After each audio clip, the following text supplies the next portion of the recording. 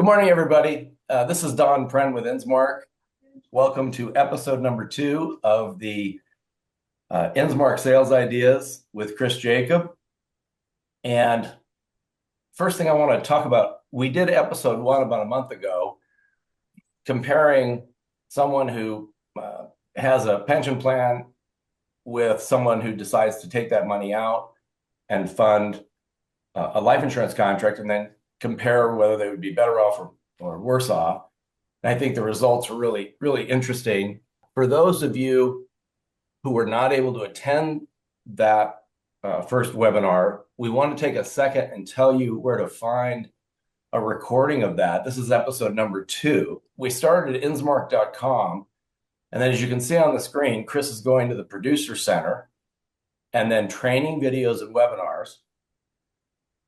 And then when you're in training video and webinars, you're going to go down kind of in the center where it says the InsMark Sales Idea Webinar Series with Chris Jacob, episode number 1.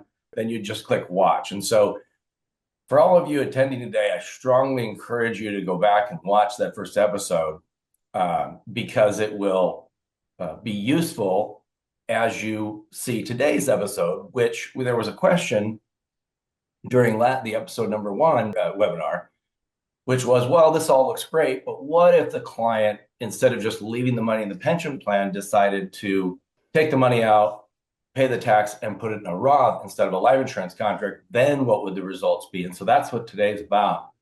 And so I think that these 2 episodes work well together, and you'd be well served to watch the recording of episode number 1. The other thing I want to encourage you to do is we're trying to build sort of the industry's first and only sales idea webinar series so that we can really create a kind of a special group of life insurance producers that can share ideas and come to these episodes and give us feedback.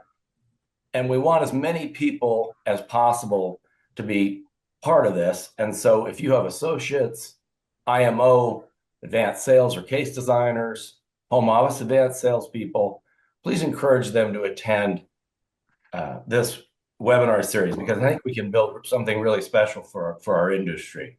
With that, I'd like to turn it over to Chris Jacob, who will be our leader today. We may have some guest speakers in the future. We'll see. But Chris, over to you. Thanks, Don. Honor and a privilege. Really appreciate it.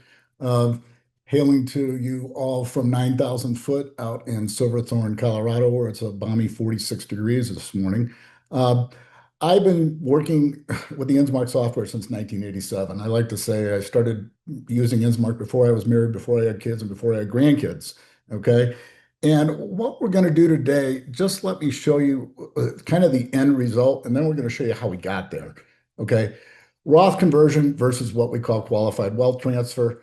And we want to show you that for paying the same out-of-pocket taxes that you would with the Roth conversion, okay, that you see here, can we get to a place where we all along leave more wealth to the heirs, but in the process generate about an extra $980,000 of income, okay? We're going to show an income play. If we have time, we'll show a death benefit play, but I think this is a pretty compelling graphic here, only being able to be produced by InsMark. Same taxes, more wealth to heirs, and more to you, or the client, during their lifetime. So what I'm going to do for you is build this in front of you. We're going to use Wealthy and Wise, okay? So the first thing we want to do is create our Roth conversion scenario. So I'm going to go in here, and by the way, just to let you know, this is in homage to Mr. Ritter. We're using Bill Simpson, who's 60, retirement age is 71, 40% pre-tax, 40% after-tax, heirs, inheritance rate is assumed to be 40%. All right, so let's put in our Roth.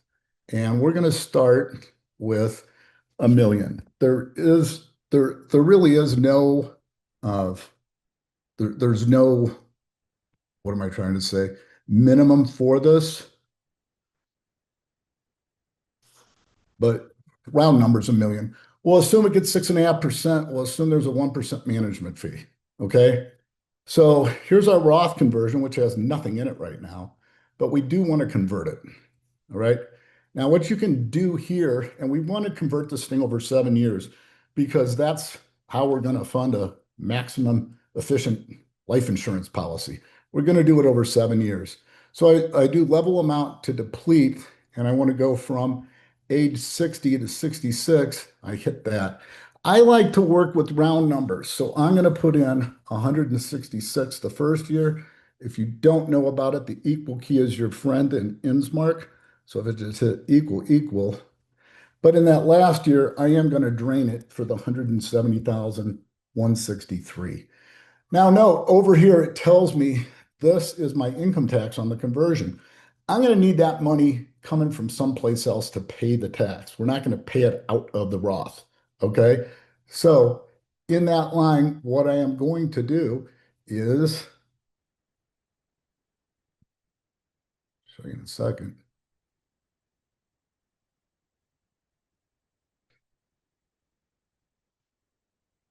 I right clicked on that and see this thing here. This is copy. Okay. I'm going to copy that. Going to get out of this and I'm going to go over to expected cash flow. And I'm just going to name this income or other assets. And little trick, if I hit that thing right there, it should, in theory, if not in practice, paste those. It didn't this time. So let me go back here for a minute. We've got conversion. We'll try it one more time. If not, 66.4 and 68.0. Boom. Copy. Okay. And expected. Paste. There we go. Okay. So I haven't included any income in this yet. I'm going to go to my life insurance illustration to figure out what income I want. But let's look at these reports for a minute.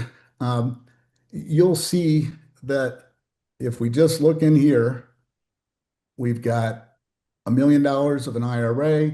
We are expecting income or other assets of that to pay the tax. There's our IRA. Here's the conversion to a Roth. It's being converted. Here's the tax consequence every year. So there's the total taxes. And here's that money going into a Roth at a 6.5% yield growing tax-free. Okay. And this is the combination of the pre-tax and the Roth all on one. And you wouldn't have any, in this case, we wouldn't have any estate tax. The only thing you would have on the assets prior to them being converted to a Roth is what we call income with respect to a decedent taxation. So when the second spouse dies, if heirs are in a 40% bracket, that's the tax they would pay. Uh, by the way, I'm just going to show you one thing on here that might trip you up at some point. This says details of taxation on Roth, and you're going to say, why is the Roth taxable? Well, the rules and regs say if the Roth hasn't been held for at least 5 years, there will be a tax on the gain. So if he converted this first year, they both die, that's the tax on the gain each and every year. If you don't want that to show up and have to explain that, little trick here. Notice it says age when established, 60. I'm just going to make that 55. And now when I go back and look at this Roth contribution taxation, it's going to say zero. All right. Maybe some of you didn't know that, but just a little helpful hint along the way. So what I'm going to want to do now is create the version of our qualified wealth transfer. So I'm going to copy this and I'm just going to call this 2.0 QWT. Oops, need to spell. Okay, QWT. And I'm just going to put income because we are going to show one if we have time for a death benefit. Now, what do I do here? Everything's the same, but in this one, I'm not going to be converting to a Roth. So I want to uncheck this. What I want to do is I want to schedule my withdrawals, pre-tax withdrawals in the same fashion that I was taking it from the Roth. So boom, boom, boom, and 170163. Okay. And I still need this money coming in to pay the tax on that Roth conversion. So that, And Chris, real quick, we've gotten multiple questions. When you say you got that money to pay the tax, the questions are, where's the money? Where's that money coming from? How do you well, have that money to pay the tax? That's the question that's being. right. Well, we're assuming, like most people, I mean, in my private practice, when I would have somebody that would do a Roth conversion, they would either take income that they're currently earning, or they've got a non-qualified account and they would just pack cash out of that non-qualified account with zero or no capital gains in order to pay that tax. Okay. So There, it's the client's other funds is used right. to pay. Other funds. By the way, you can show on here if you want to show them paying the tax from the distribution, you can do it. All right. And you do this. Let me get to it for you. Edit. It's a good question, but if for whatever reason you want to have it paid, see where it says tax options. All right. First of all, I don't want him in a 10% penalty. I know he's 60, but I'll take that out anyway. Conversion. See where it says pay tax from, let the program figure it out. Well, it'll figure it out if I got the income coming in. But if I want to show it actually being paid out of, you want to hit that Roth conversion right there because it'll deposit the net amount into the Roth after taking out the appropriate amount for taxes. So you can do it either way, but in this case, we're assuming they got other monies to pay that tax. Okay. Yeah, and you're being fair. You're being fair. You're saying that tax is coming from an outside source the client has for both the Roth conversion and the life Right. insurance Yeah, I just alternative. want the tax ramifications to be the same on both. Okay. So if they were going to pay the tax on a Roth with outside sources, they're going to pay the tax on the money that's going into life insurance from those same outside sources. But now I need a life insurance policy that's funded with the same premiums. Okay. And I'm going to give you a little spreadsheet that we prepared that's going to show you how this is going to work. We're going to take money pre-tax from any pre-tax plan, fund the gross amount into a life insurance policy, pay the taxes with income or other assets. We're going to let this thing grow and be funded. It will be funded for 7 years, but in the year 10, the total amount of tax that they paid, we're going to refund to them via a policy loan. Okay. And in essence, think Roth conversion, but with the refund of the tax. And depending upon how they want to set it up for tax-free retirement income, or if they've got estate planning, they want to own it in an ILET, we can do that. So we've got a little spreadsheet here that shows what we're going to be doing. I'll show you the policy we ran this from. See where it says scheduled premiums of 166,000 in column 3, premiums paid with pre-tax distributions. Here's our tax consequences, which total 466,465. We are going to take a loan against the life insurance policy and projected but not guaranteed 109,000 of income. By the way, this will work with any insurance policy. It'll work with whole life. It'll work with indexed universal life. I happen to use this one right here. So there's our funding of the premium. There's the refund of the taxes paid. There's the income. Now a question becomes, how do I get this data into InsMark? Well, there are some carriers that have an InsMark button that you can use. Uh, but there's some carriers, as we know, that don't. You can do the old copy and paste, but that's pretty much a pain. And there's some carriers that don't have the InsMark button and have their PDFs locked out so you can't even copy and paste. That's where something new, relatively new, online predictive, and I might say patented spreadsheet that my partner Bob, who's on here, I was the impetus, Bob was the genius behind it, came in. And this, I'm not going to make this an advertisement for Repredict. There's a whole lot that you can do about it. If you're interested, you can see schedule a demo. But I think Don put it best right here. Repredict is a powerful artificial intelligence platform, increases efficiency and effectiveness for producers. What used to take 15 to 30 minutes now only takes 15 to 13 seconds. It helps our customers learn and implement InsMark sales strategies more quickly because of the lightning fast back and forth data interchange between us. So let's talk about that lightning fast interchange. Okay, here we are. I just imported, and I'm not going to show you how to do it on here, but you can certainly see it. Bob would coach you through on a demo. We can import any company life insurance illustration to here. So there's my premium, there's the loans, accumulated value, surrender value, death benefit. See up here where it says plan with InsMark? We'll get into the predictive capabilities here shortly. But for right now, we just want to transfer this data into InsMark. So I'm going to note this as InsMark, and I'm just going to click this one here. I already put it in. Policy, you can pick and choose, but all this is in here. If I grab this and move it over, you'll notice it's got a smart find on these columns.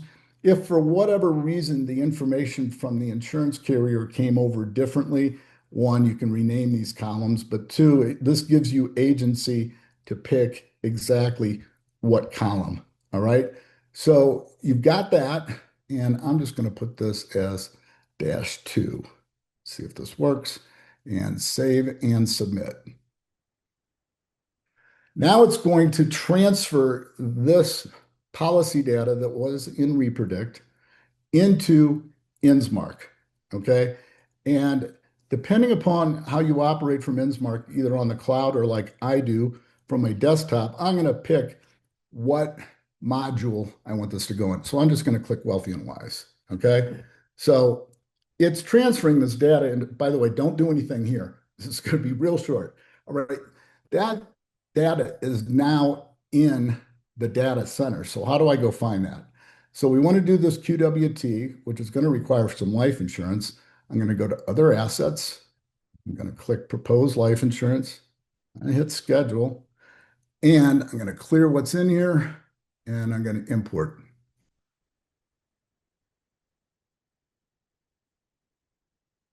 There it is, right there. If I want to see that everything come across okay, it did. Got the name, age, sex. There's the policy. There's the premiums. There's the loans. There's the accumulated cash value. So, yep, I want that. And take that in. And just like that, that's in the system. Okay. So I know I'm going to have cash flow of 109,000, but remember, I got this refund of tax coming back to me. What am I going to do with that money? I want to set up a reinvestment account. Okay. And let's just make it an equity account. And I'll just call it reinvestment account.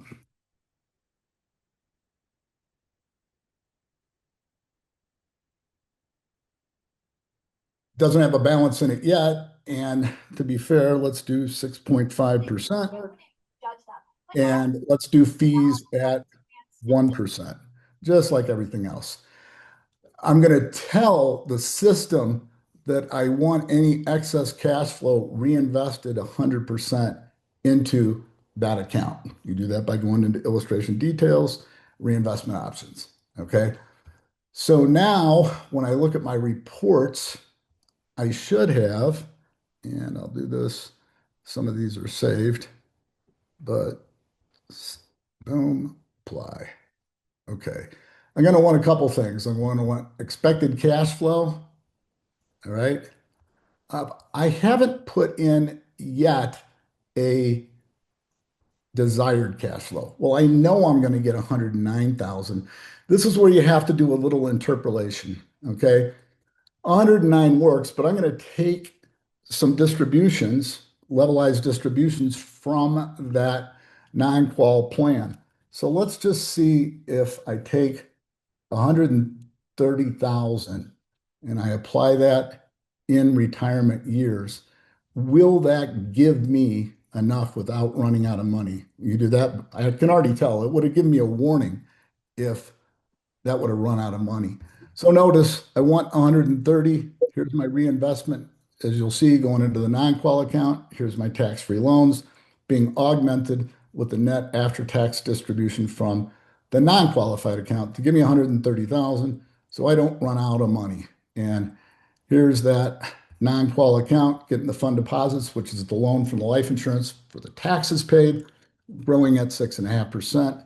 And we're hitting any pre-tax with a 30% cap gains in order to net this. Okay, so 130, maybe I can get by for more, right? Let's crank it up to 140. See what happens at 140.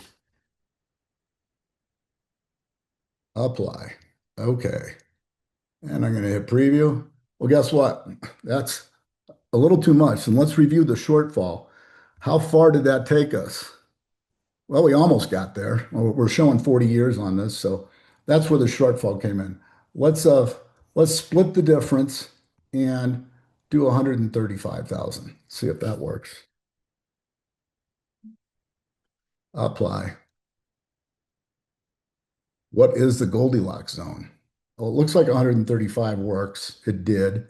So I've got my million of pre-tax money. I now have this life insurance policy in there. Uh, I'm expecting 66,400 from other assets to pay the tax on the distribution from the IRA. And from the life insurance, I'm generating a loan for the refund of the taxes that I paid, plus cash flow for income. So when I look at the big kahuna page here, I've got desired and what's provided exactly equal. There is no red on this page. Okay. By the way, for those of you who don't know, yellow life expectancy. So spendable cash flow, the 135 dedicated, we need that for premiums. So here's our IRA. We're taking a before tax distribution of this, just like we did to convert to the Roth. The tax consequences are the exact same here. And my liquid assets consist now of the pre-tax value of the qualified plan assets, the non-qualified account, and if you want, you can turn on, which I have. There's a button that you can say, I want the life insurance to be shown as a liquid asset. So here's that reinvestment account with the loan for 466, 465 going in. And we have the pre-tax pull this, hit it with a 30% cap gains rate in order to get that 25.7 that brings us to a total of 135.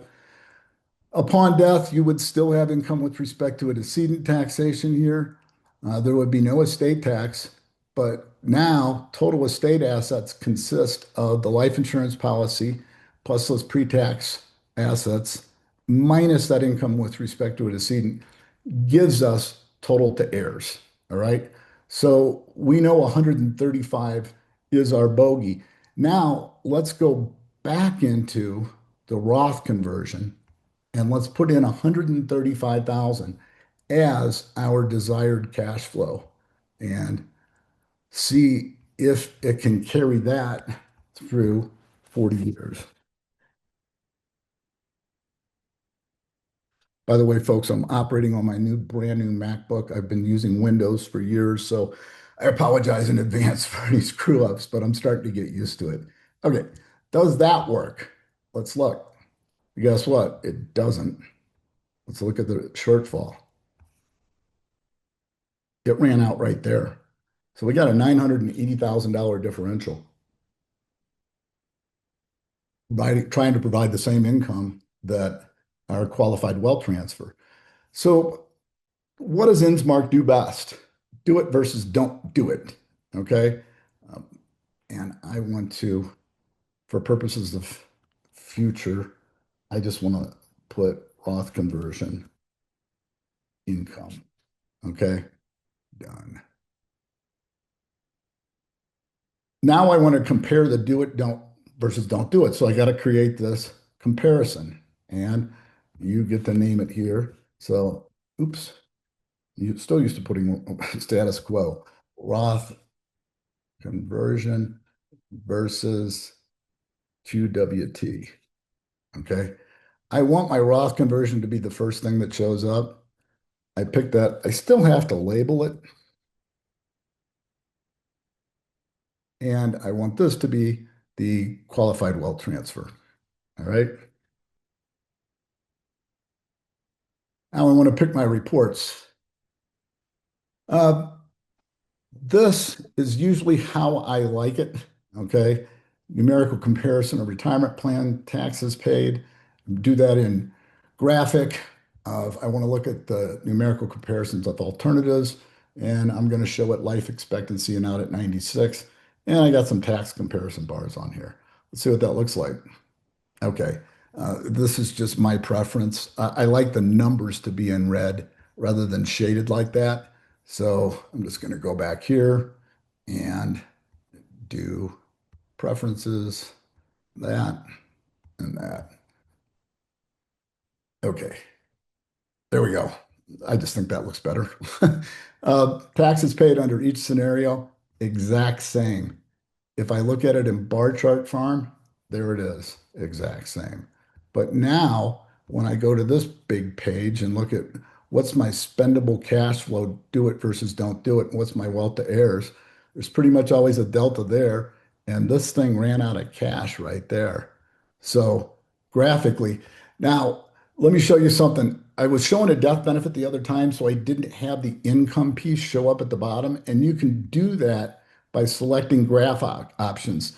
Notice in wealth to heirs, I had leave custom area blank. Well, I just want to use InsMark's default. And what that will do is it will show the wealth to heirs alongside at the bottom what was the differential in at 84, there was no difference. But look at 96. This is our extra $980,000.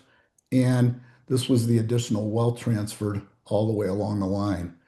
And here's some various bar charts that you can put in. Here's 60, 70, 80, 90. So I now want to put this in a nice presentation. So what I do here, I go into this and I'm going to usually like that to be the first thing. So I like to show them the comparison first, then we'll show them the Roth.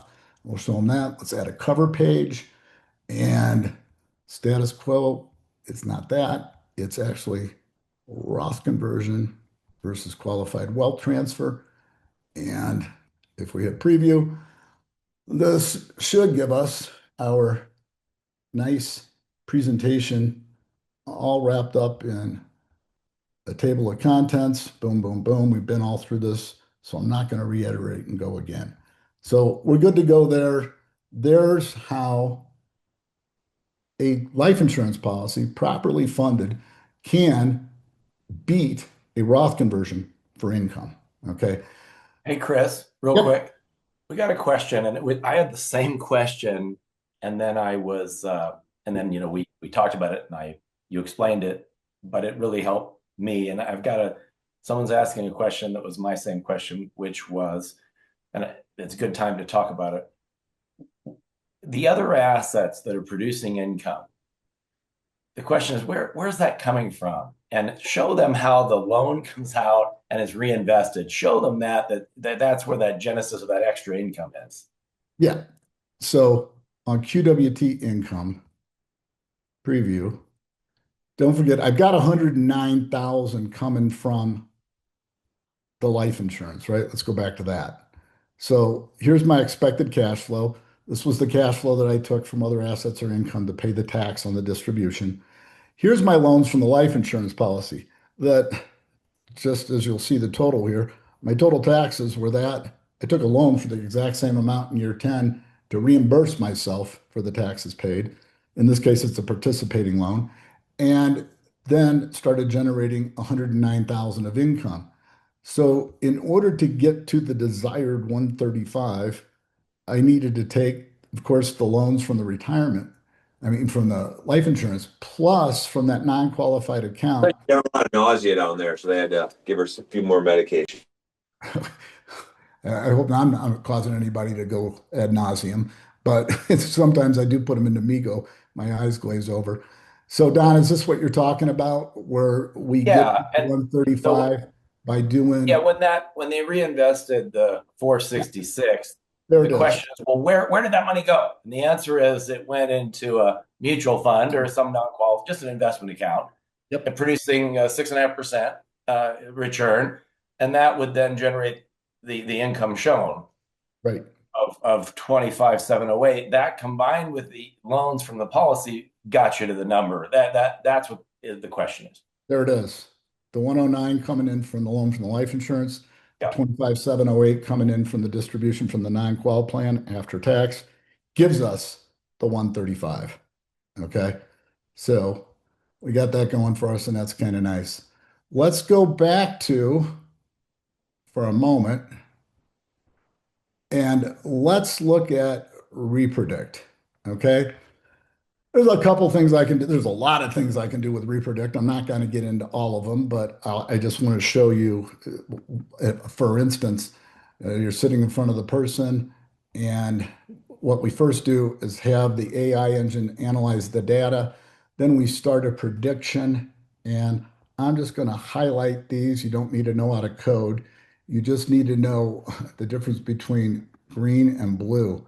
Green, we're going to mark as dependent. And let's say the person sitting there says, I, I really would like to have like 100 and 130,000, 140,000 coming out of here. What would that take? Well, that'd be pretty difficult to go back on the computer and reverse engineer to find out what takes 140,000. Here, I just change that one number, I hit predict all, and boom, there you go. And as you're going to see here shortly, these numbers are about 99% accurate. If you go back in and run the life insurance software with these numbers. But remember when I showed you this sheet here, you can also import your own customized spreadsheets. Okay, so let's look how we could do that in Repredict. And the way we would do that is this. There's that spreadsheet, right? But watch, I'm in this edit mode. I'm going to insert a column before. I'm going to rename that column, and I'm going to rename it plan assets. So what did I start with? Well, we know my plan assets for this thing were what? $1 million. So I'm going to put in 1 million here. So that's what drove all these numbers over here. That's 100,000. So, okay, I'm going to analyze the data. All right, now I'm going to start a prediction. Invariably, what happens? You've got your illustration, you're in front of the prospect, he or she, you're showing them what, they talked about last time or you had set up for them. And they always say, but what if we change this? What if we change that? Uh, I'll go back to the office and we'll set up another meeting next week. Or let me go over to my computer and I'll put that together for you. This, not to be sexist, but this is the leads to the saying, no one has endurance like the man who sells insurance, because it takes, time kills deals, money loves speed. So how can we? You've shown the client this. You're showing him the InsMark comparison. Loves it. Says, oh, I forgot. I got 1 million, but my wife's got $300,000 in her IRA. What if we included that? What would these numbers look like? Well, here, market's dependent, and I'm going to change something that has nothing to do with the life insurance premiums or the taxes, and I'm just going to put in 1,000,003. Okay, and now I'm going to hit predict all. And within milliseconds, this tells me that this will be my premium. Okay, that'll be the taxes. That'll be the distribution from the life insurance policy. And if I go back and I put these numbers into the life insurance software, I should get something to close to $142,000 of income. What do I, in fact, get if I go back and put those numbers in? I already did that ahead of time for you. Here's the premiums. Here's the distribution for the sum of the taxes that were paid. Instead of 142, I get 142,234. Let's say life expectancy 85. Actual illustration cash value 844. Death benefit at 85, 1,026,000. And what do we get here at 85? Well, 844 and 1,126,000. I mean, it's right on the nose. It's unbelievable. Now, what happens? I'll just do one other prediction here for you. And what if this person says, you know what? I have more than $1 million in plan assets. What would I have to allocate plan asset wise in order for my retirement income or tax-free income coming out to be $175,000. Boom. Predict all. Well, Bob, you need 1,600,000 of plan assets to allocate that to this. This would be the premium. This would be the total taxes paid. This is what we'd take as a loan from the policy to pay you back, and that should provide 175,000. How close are we if we go back and do that in the software? Premium, take that. We get 175,309. At 85, we got 1,040,000 of cash, and we got 1,388,000 of death benefit. What do we have here? At 85, we have 1,040,000, and instead of 1,388,000, we got 1,386,000. Okay, close enough for government work. And you can rename these things. I'll just rename this. Like I said, I'm not. I don't want to make this a presentation about Repredict, but it is so helpful. By the way, now I can export all of this back into InsMark. Okay, so let's do something else. Let's see, how are we doing on time here? Yeah, we're getting close to the 45-minute mark. We can show this as a death benefit only play. Okay, in which case, if I go back here and I go into this, some people say, I don't need it for income. I just want to do it for death benefit. So let's copy this and we'll make this. That's what happens when I press my cursor too hard. And we'll make this number 3. And I'm just going to call it DBO, death benefit only. And in this case, I'm going to do the following. I'm just going to take that desired cash flow and uncheck it. Okay, everything else remains the same. Roth conversion, expected cash flow to pay the taxes.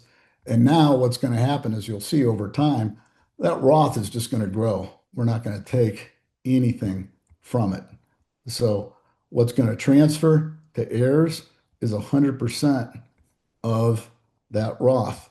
So wealth transfer to heirs is going to be the combination of the pre-tax in the beginning and then the Roth, and this is what heirs are going to receive. How would it compare to not taking income out of the life insurance policy? So let's do that one.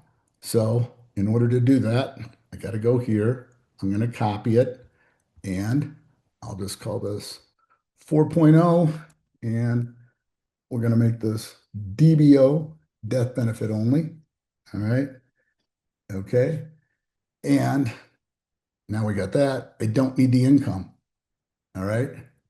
So desired income, uncheck it. Okay. I still want my reinvestment account because in this one, we still are going to refund the taxes. So it's done here. I'm going to go into Repredict, and I'm going to save you the time on this one at least.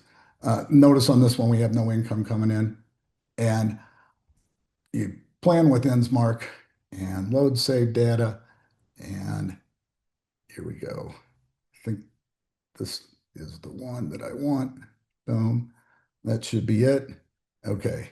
And if we transfer this over, submit, we're going to transfer this over into the InsMark data. By the way, once it's in InsMark data, any of the modules can then access it. You can access it from ILS, you can access it from loan-based split dollar, premium financing, all that good stuff.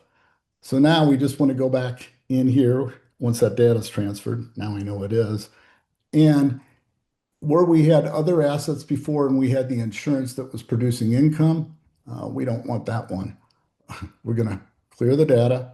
We're going to import the data that we just brought over, okay, which is this one right here, okay? And now we don't have any income coming in. There's our premiums, cash value, Q value, death benefit. So let's see what happens under this one. Everything else is going to be the same as the income in terms of paying for the taxes with other assets, getting a refund of the tax. But in this case, what you're going to see is We're not taking any income out of here. We're just letting this build. This will get a step up in basis upon death and will pass tax-free to heirs, and we're assuming there is no estate tax. So that's what they're going to get. How does that compare? Well, we've already got this one here. I'm just going to copy it because it's got the reports in it that I want. And I'm just going to name this Roth conversion QWT DB. Boom. Edit. I got to pick the different scenarios here. And I'm going to name that one DBO. And I'm going to name this one DBO. All right. Let's see what our reports look like. That's the same in terms of taxes paid. Graphically, income was not the desired outcome. It's what's the difference between these.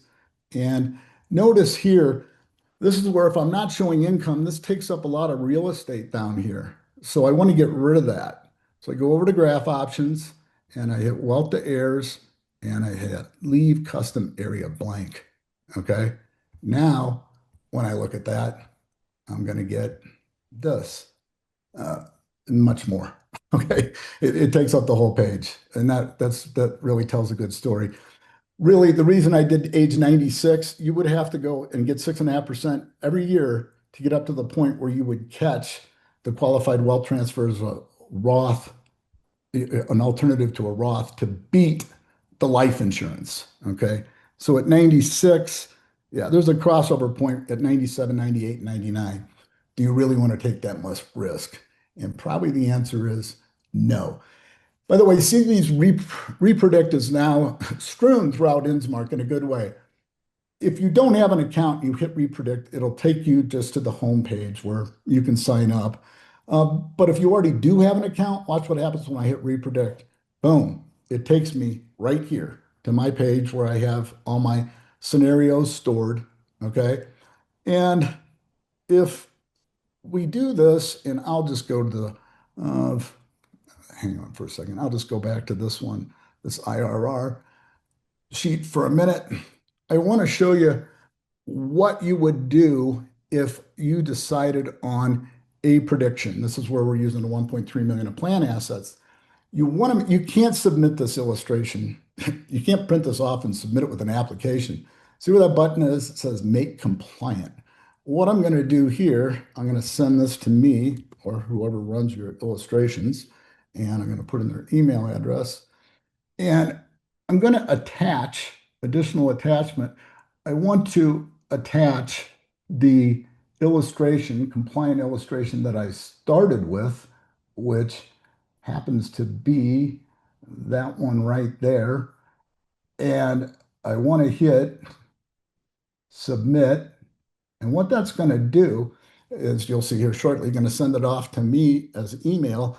It'll have the original compliant illustration that has whether it was CVAT, GPT, increasing the level, and they can take the CSV document that this is coming over with and input it and then make it a compliant illustration.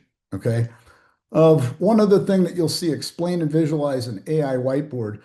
This is pretty amazing. I'll just put explain and visualize. Select a file. Okay. We're in the income phase. I'm going to bring in that InsMark comparison here. Now I could bring in the actual life insurance illustration, anything you can compare one insurance illustration to another. But in this case, I'm just going to say this. Let's see if I can spell. Compare the two strategies and use numbers when possible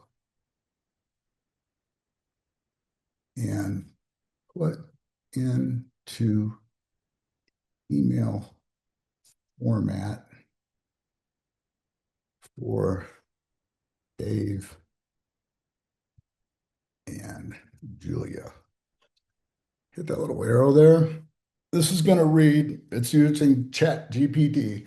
It's going to read the whole thing, and it's going to rather quickly, as you'll see, Hi, Dave and Julia. I hope this message finds you well. Below is a detailed comparison of boom, boom, boom, boom, boom. Better than you can say it. If you want to, then copy it. You hit that, copy, and then put it into your email. Okay. So, speaking of email, let's check to make sure that this thing actually did send me my right there. And I should have all mail. And where's me? There it is right there. Okay. Attached, please find a prediction I recently created in Repredict.ai. It's not .com, by the way. Use this information to create a compliant illustration that matches as closely as possible. And attached at the bottom is my original compliant illustration plus the CSV of the scenario that I want in there. Okay. So I know it's a lot. By the way, on Repredict, if you do go to Repredict and we look at the site, I'm just going to go to the site to start with, see if I can start there. There. Okay. You can schedule a demo. Pricing, you can try it for free.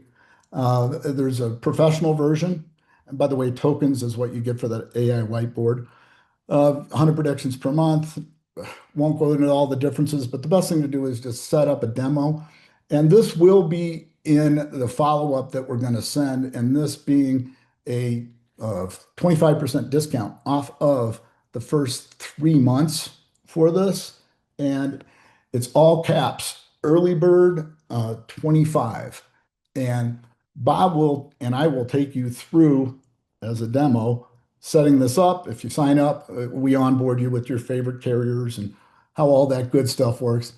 I didn't have time to get into everything I wanted to, but I did create a workbook that also had the example of like larger estates for a death benefit play. And by that, I mean, or it says LE, that means large estate, because if you did a Roth conversion and it was subject to estate tax, so somebody's worth 40 million bucks, they've got an IRA, they're going to convert it to a Roth. Well, guess what? Yeah, you're still going to be hit with income tax with respect to decedent on the remaining assets prior to conversion, but all those Roth assets are going to be subject to estate tax. So now you've got the Roth subject to 40% estate tax because there's no exclusion or exemption amount left. And by the way, your pre-tax dollars are subject to 64%. So when we do the comparison of this as a large estate, okay, I want to preview that. So it's an estate where there's estate taxes, again, the same retirement conversion tax, but now look at the delta between these two. At There it is at 84, there it is at 96. It never catches up.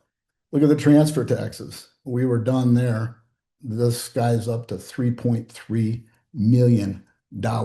By the way, I will include this workbook along with the one I just did because this has our Roth conversion with income, qualified wealth transfer with income. Roth conversion is a DBO, qualified wealth transfer is a DBO, Roth conversion, large estate, subject to estate tax, and qualified wealth transfer, subject to estate tax.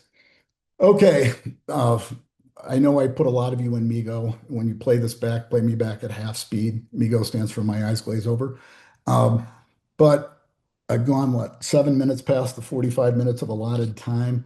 We'll open it up to question and answer at this time. And starting with any comments you want to make, Don. Yeah. So just very quick on Repredict because I'm like most people listening today, I'm relatively new to Repredict in terms of becoming an expert with it.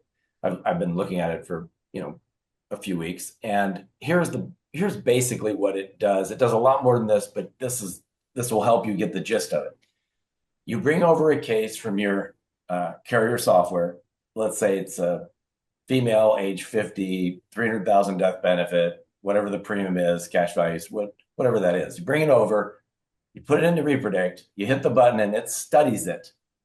And then for that female age 50, for that one case, for that individual at this point in time, you can then modify anything you want, and Repredict instantly knows how to change the other variables. So you could change a 7-pay to a 10-pay, it automatically changes the death benefits and cash values because the artificial intelligence studies the case you brought over, and then you can make any change you want, and it will change everything else, and it will almost exactly match the carrier illustration every time. Then the question is, well, why not just run the carrier illustration? What do I need to do that with Repredict?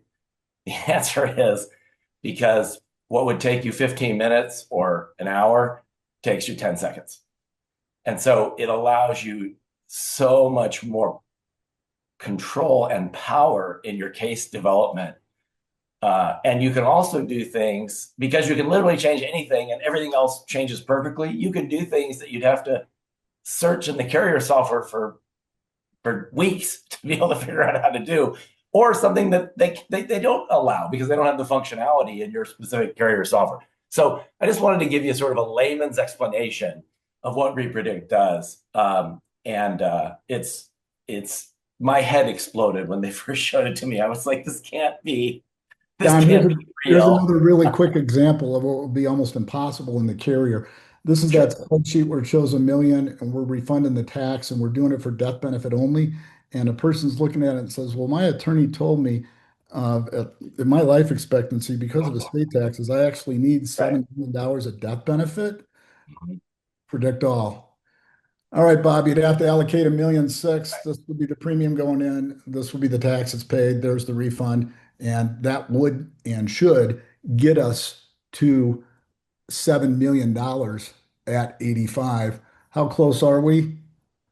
$7,010,000 at 85. That's how spooky accurate this is. It doesn't matter what carrier, it doesn't matter whether it's IUL, VUL, whole life. I'm shocked and amazed every time I do one of these. Seriously. And I've been part of it. We got a patent on it in October of 2023. And the other guy who's on here, Bob, is the guy who stayed up 20 hours a night working with programmers to do that. There's so many other things that I don't have time in to go and show Repredict. I hope you folks found this helpful because some people, as great as InsMark is, most people aren't aware of all that it can do. And how many people out there do you have, by the way, the right fit client for what we just showed? Somebody's 59 and a half and older, has money in a pre-tax plan, doesn't matter whether it's 457, IRA, 401k, pension profit sharing plan, and they're looking at doing a Roth conversion. On the last one, we proved for sure it smokes just leaving it in the traditional IRA, but here we proved that it is better versus a Roth conversion. See, So, this is Yeah, so no, agreed. So Chris, let me get to some of the questions. Here's a question is not on the estate one, the first one you did. The question is, are you funding the life policy with minimum death benefit, maximum cash value, like a LIRP would be? yeah, I don't know if you caught my little, instead of a modified endowment contract, let's make it a maximum efficient contract. Let's stuff as much money into that thing for the smallest amount of death benefit that we can get to keep it in compliance so that it doesn't become a modified endowment contract. Yes, that's All right, so exactly. the answer is yes, you absolutely were do that. Yep. Okay. Thank you. Next question. What other policies have you compared this concept? In other words, have you used second to die or IUL versus VUL with long-term care, Excel, death benefit rider, so on? Okay, the answer is yes. And notice I compared this to single life, especially as a death benefit play. You'd get way more bang for your buck if this was a second to die, right? I mean, the Yep. delta between do it versus don't do it on wealth transfer to heirs is even going to be that much greater. And by the way, one other thing to think about, I ran it, I'm not going to show it at this point, but you could, if somebody's got a large estate, do they really want that tax being refunded to them? Because now it's going to be in their estate for estate taxes, in which case you just fund the life insurance policy with 7 premiums. Use CVAT to get the maximum amount of death benefit. Okay. Don't have the tax repaid. and that will even perform better either as single life or as second to die. In answer to your question, yes, we've tried them all. We're company agnostic, product agnostic. This works across all spectrums. And again, you pointed out the other thing that would be great about this for somebody, whether it's income or death benefit, who doesn't have long-term care, which, by the way, I found out is necessary. My mom was in a long-term care facility for 7 years. And fortunately, I had a long-term care policy on her that I bought back in 1993. But it would be nice if it was incorporated into the life insurance like so many of these policies today are now. So you can make a compelling case for this, not only from the numbers, but from the additional strategic byproducts you get from going into life insurance with, for instance, long-term care. So I'm better off from income, I'm better off from wealth transfer, and I'm protected for long-term care. Doesn't matter which policy, doesn't matter which company. Next question. This is from Mark. A couple years ago, I saw the overfunded IUL for tax-free retirement income concept using a second to die, which I'm sure you have gone under the hood and investigated. It had acceptable results. I forget the carrier used. What does your analysis suggest? Use a survivorship if necessary, or if uninsurable, would you push this down to the adult children? If uninsurable, you can put it on the spouse if this person is married. You could certainly do it on the adult children. For income play, however, uh, even though the cost of insurance is lower on a second to die, we find the results to be superior if we've got a healthy spouse and we do a maximum efficient contract on them when we're looking for income. If it's a death benefit play, certainly second to die would be the way to go, assuming both are healthy. So this is a great question. When do they age out doing the conversion? In other words, at what point are they too old? Yeah, it is. And that's thanks for mentioning that because I would say there's two different age outs, one for income. So ideally, by the way, this will work for people under 59 and a half, but ideally for an income play, we got somebody 59 and a half to about age 66 that it will work, that we can show the income superior to a Roth conversion, trying to produce the same amount that the insurance coupled with the reinvestment fund will do. On a death benefit max wealth transfer play, you're going to age out at about 75, 76 on that, of a little higher if we're using second to die. Okay. Uh, and let's see, is is there one of the other thing I wanted to show you folks of this isn't all we do. We're going to be covering a lot of these going forward, but this is kind of our solutions grid. We covered this today, and we will work with you on any of these. We hope to cover these in future of InsMark presentations. But even if you've got your own proprietary design that you use, we'll help you in creating InsMark case designs. And I think you saw on the invitation, we do that for 25% of the case.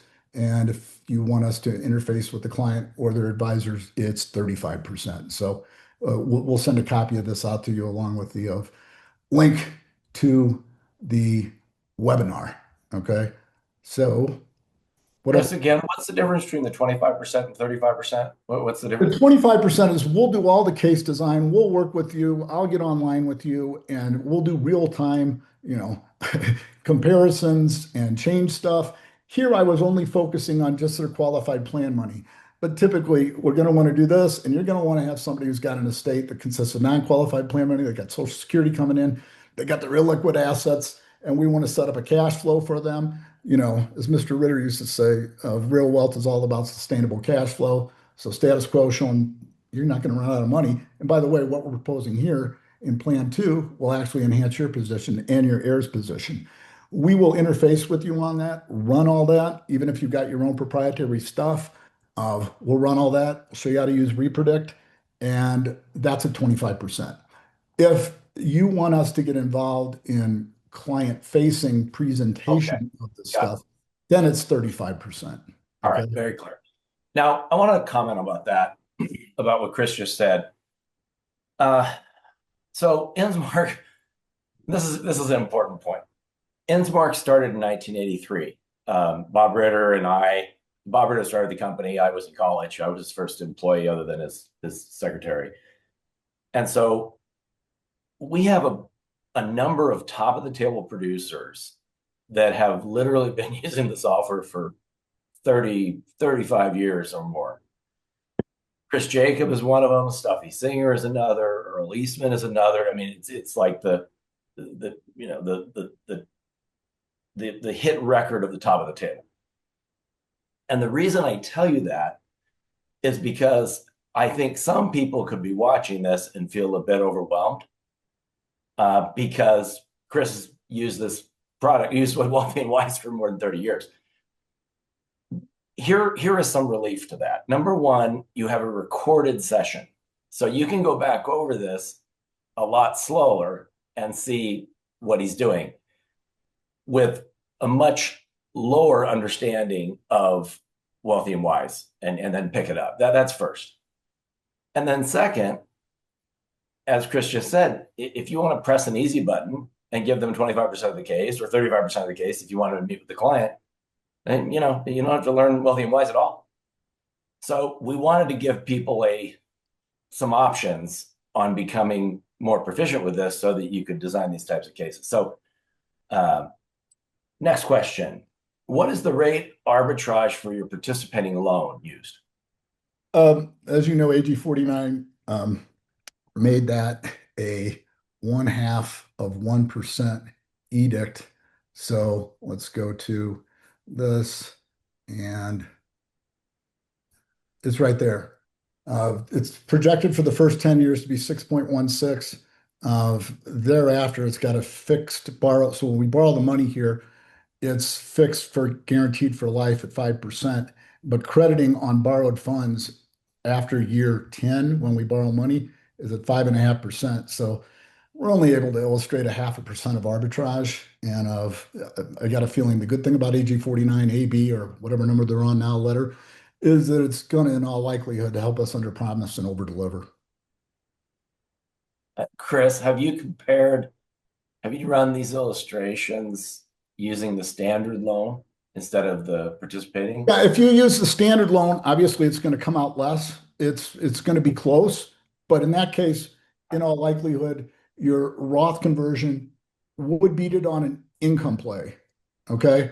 Not necessarily on a death benefit play. If we just refund them this loan here, as opposed to continue to take this out as an income stream. All right. Last question, at least as far as I can see. And this is a question I think asking based on your expertise and experience. When you're working with a client, how do you explain the non-guaranteed column versus the guaranteed column? How do you address that? Because obviously the guaranteed columns don't look very good. You mean that? Yeah. Okay. That. Yeah. Yeah. Okay. So this is what would happen if all insurance companies had to raise rates for some unforeseen catastrophic loss, like millions of people dying by the plague or a nuclear bomb going off. They would then go to their guaranteed cost of insurance. Furthermore, this assumes that, and this has got a 0 floor and 11.5 cap on the S&P 500 for the index. This assumes that the S&P index is 0 all these years. Okay. I'm not saying it's impossible. I'm saying it's highly improbable, because if we run this under under current insurance cost at 0, it carries out to about down here. Okay. So the answer is, look, yeah, you plan for the worst, hope for the best. This is like Armageddon, but they're still going to show it. There has been no insurance company that's ever gone to their guaranteed insurance rates. They wouldn't unless the other insurance companies went to their guaranteed insurance rates, because market driven. Everybody's with that insurance company that could have got out, that went to their guaranteed insurance rates, would go someplace else. So this would have to be something that happens industry wide. And as far as the S&P 500, if you look at the history of the S&P 500, we've only had 2 instances of a triple down in the S&P, 2000, 2001, 2002, and 1928, 29, and 30. And if you think about it, the last one took a tech bubble popping and a terrorist attack to happen. Never have we had in all the history of the market a quadruple down in the market. It's never happened. Okay. But again, that's one of the things that we'll do. I'm not going to get into it with here. We can actually, on this edit page, I didn't do it. We can add a crediting column and we can put in whatever the crediting is for this policy. And we'll just call this crediting and we'll use 6.16, submit. Now, when we analyze the data, the AI knows that's predicated on 6.16. You can't increase this, okay? It won't allow you to do that. So we can't circumvent AG 49.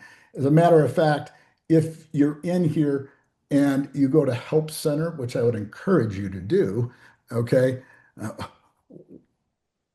staying compliant with Repredict. There's a whole set, getting data in, making your first prediction. And Bob wrote all these.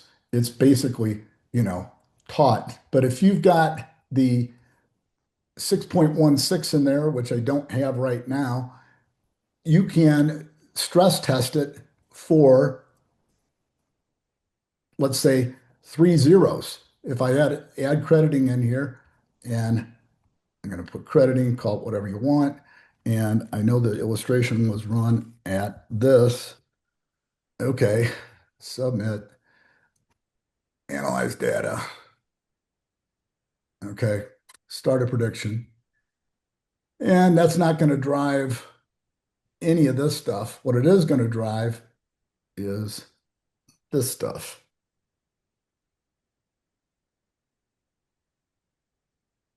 Dependent. Oops.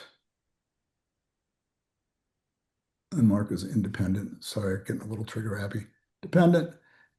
And this would be what we call an input column because I only want to change one thing. But in this case, I want to change, let's say we do start off with 3 years of a 0 return. Okay. And I'm just for right time going to mark that as ignored cell. And I'm going to hit predict all. It didn't have that big of an effect. And by the way, if you go back and you run it on the company software, you'll see it's going to come out with real close to that. But if you have 3 zeros down here further, it will have a bigger effect. So this gives you the opportunity for yourself or in front of the client to stress test this. Hey, what if I run it at 5.8? What if I run it at 5.5? So I would say it gives you a chance to be more compliant than if you're just showing them an illustration. So you can run and play in the sandbox with all those what ifs.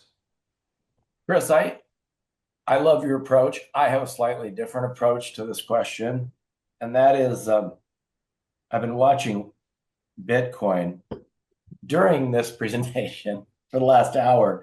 Yep. It's gone from 118,000 now down to 116. Now it's 116,700. My point is, and it was 100,000 a month ago, right? Right. Or whatever it was. My point is I still own some Bitcoin. And the reason I do is because I want to have a diversified portfolio. I want to have a defensive position against fiat currency. Well, I take the same view of this. Maybe if you have $2 million in your pension, you don't want to put $2 million into this. Maybe you only want to put $1 million in. No, and that's what we suggest, quite frankly, Right. is that, you don't have to go all in. It doesn't have to be either or. It can be and or. That's So if right. you have $1 million, keep 500,000 of it in the market and perhaps in your Bitcoin investment and hope that it does run up to 250,000 or $1 million like they're projecting. The other money, put in this, and maybe you don't even need the income, but at some point on that qualified money that you kept, you are going to have RMDs that hit you. You take out the RMD, where are you going to go to get the money to pay the tax on the RMD? Just take a loan against the life insurance policy. So yeah, split the baby is a good recommendation. Well, for your more conservative clients, I think that's a great response. And my only point is, even if something has a lot of variability, and I'm not suggesting this does, but Bitcoin does, it still can make sense in a portfolio. So there's Yep. plenty of room for this to make sense as well. And then a couple other new questions. Forgetting IUL, does this work with whole life as well? It does. It works with whole life depending upon the company and the carrier. You can make the case for the income. It definitely works with whole life on the wealth transfer play, especially in the one where you don't take the loan to pay back the taxes. Okay. It'll still work with that, but you're going to get a bigger delta on looking at a death benefit only max wealth transfer using whole life and funding it with the same pre-tax dollars of the distribution as you would be pulling and converting from the Roth. And you can do, by the way, we will help you with that. Okay. That said, by the way, there's some carriers out there that, as you well know, not only do they not have an InsMark button, and you're relegated to just copying from the illustration. Some of those carriers actually have the illustration locked out where you can't copy from it. And even if you use one of those PDF to Excel converters, they got algorithms in there that won't let you do that.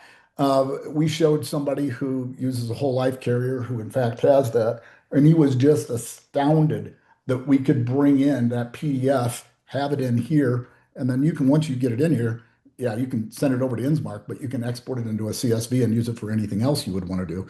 He goes, that alone is worth the price of admission.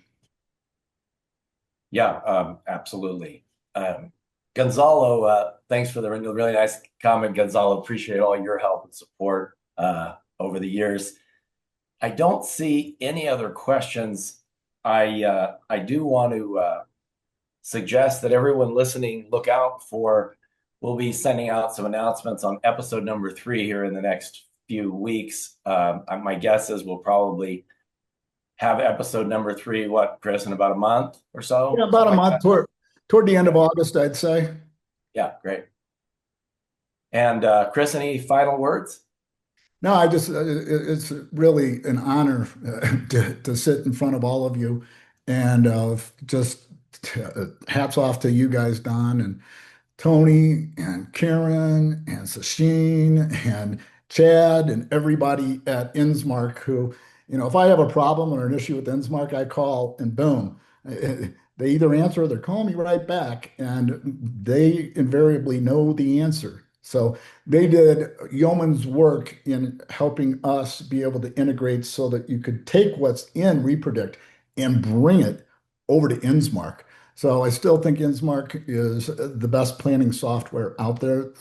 I've yet to find anything that can do what InsMark does. And for those of you who use it marginally, I was able to incorporate it over 37 years when it was InsGift to start with, and you feel overwhelmed by the amount of presumed complexity, we can help you jump the learning curve. Okay. Hey, Chris, let's not forget David Grant, says Gonzalo Garcia. David, geez, how could I? Sorry, man, that would be bad. Sorry, David. You are way up here on the list, okay? Anybody else who I left out?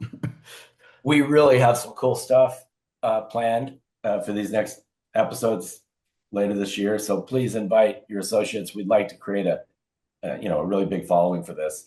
Have a great week, everybody, and we'll see you next time.